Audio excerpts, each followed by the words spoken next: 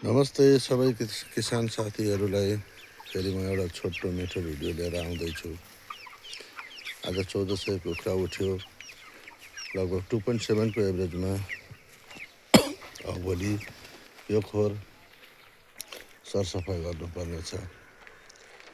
हामी किसान साथीहरूले जहिले पनि के कुरा याद गर्नुपर्छ भने खोर सफा त गर्ने, यो खोर सफा गर्नुमै ठुलो कुरो छ, रहस्य लुकेको छ।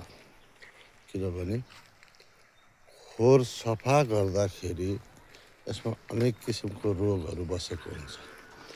पहिलाको ब्याचहरू, अगाडिको ब्याचहरू जाँदा खोरहरू सबै पुरानो भएर त्यसमा रोगहरू पनि धेरै लुकेको हुन्छन्। त्यस कारणले अब नेपालीमा भन्नुपर्दाखेरि चाहिँ सरसफाइ एकदम महत्त्वपूर्ण कुरा हो।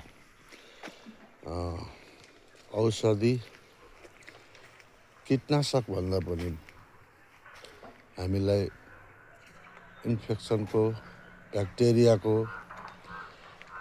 रहेको र अरू अन्य रोग इकोलाईहरू जस्ता, सिआरडीहरू जस्ता रोगहरूको भाइरस भनौँ न, यस्तो मार्नको लागि हामीले कीटनाशक औषधि भन्दा पनि फर्मालिन युज गर्नुपर्ने हुन्छ। फर्मालिन युज गर्नको लागि 15 लिटरको भाँडामा आधा लिटर फर्मालिन युज गर्ने र फर्मालिन युज गरिसकेको 3 दिन पछाडि एउटा माटोको भाँडामा, मान्नुहोस् कुनै नपग्लिने स्टिलकै भाँडा भने फर्मालिन हाल्ने, त्यो फर्मालिनमा पोटासियम हालेर चारैपट्टिको पर्दा झारेर, फ्युमिगेसन भन्छ त्यसलाई, त्यसको धुवाँ तपाईँको 2 दिनसम्म राख्नुपर्ने हुन्छ। त्यसो गर्नाले सबै